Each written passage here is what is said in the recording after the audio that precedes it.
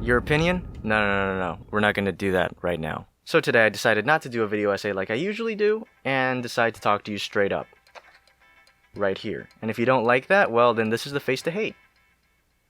So if you've been a fan of Brown Table for the past like 2 years or so, and if you have, then you know that I've talked about Batman v Superman multiple times, and I've talked about how much I hated the movie. And the thing is that I was lying.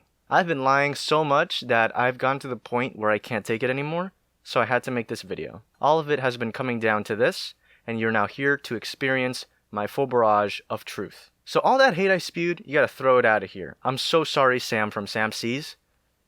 I absolutely love Batman v Superman. I have the Blu-ray, I have the pajamas, I have all the merchandise. I cosplay as Batman and Superman at the same time. I love this movie, and I think Zack Snyder is a god. So here we go. This is why I love Batman v Superman.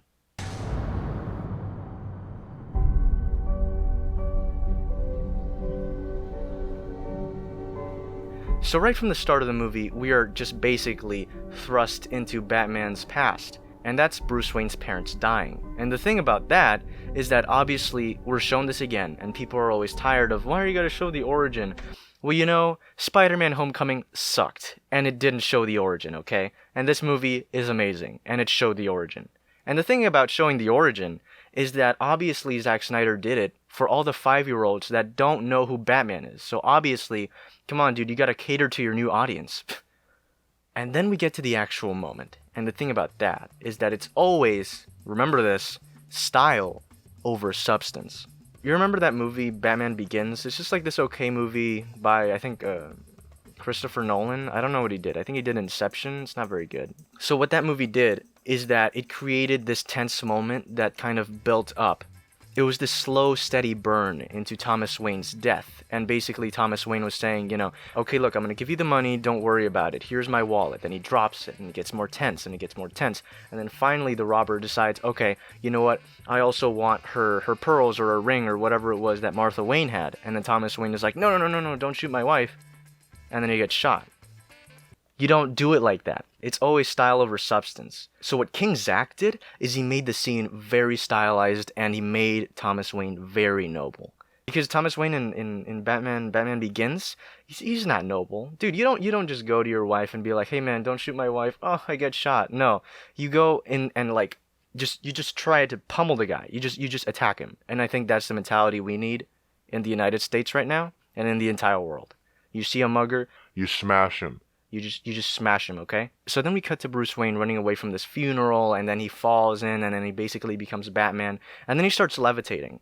And then we realize it's all a dream. It has no correlation with the rest of the movie, but it doesn't matter. Come on, it's a cool scene. Style over substance. So then we go to Metropolis, where Superman is fighting Zod, and they're destroying the entire city. And I love this scene, actually. And I think the only thing that's missing from this scene is more destruction. So if you think about it, this is Superman's first time being Superman, and this is the first time he's fighting Zod. So I mean, there's gotta be more destruction, because if this is the first time he's a superhero, then there's gonna be a lot more catastrophic damage than just this. So instead of this, replace it with this. Isn't that so much better? It's more realistic. So we finally get Jimmy Olsen. And how do we use this long-time character from the comics? We kill him.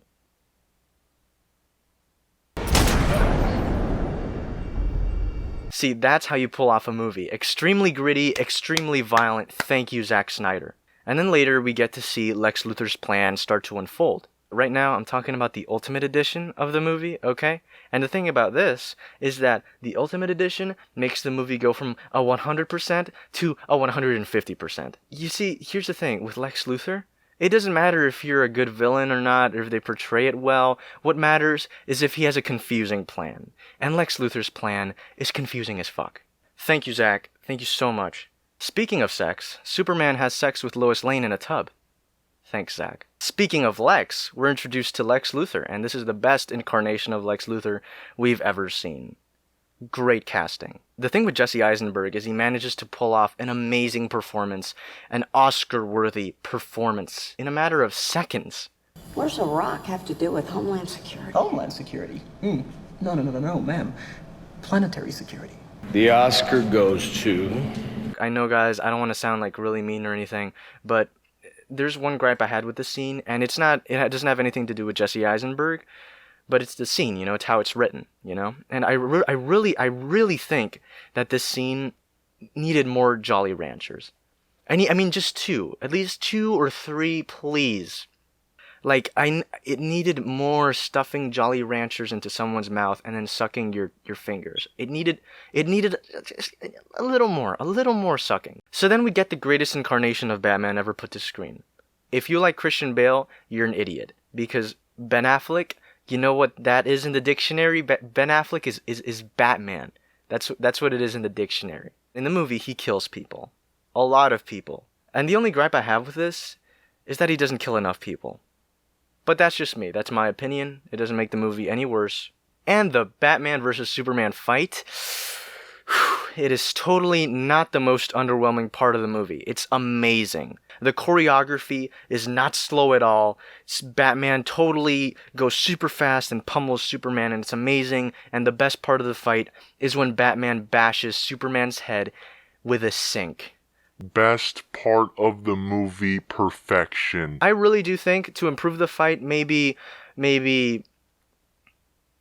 add more sinks.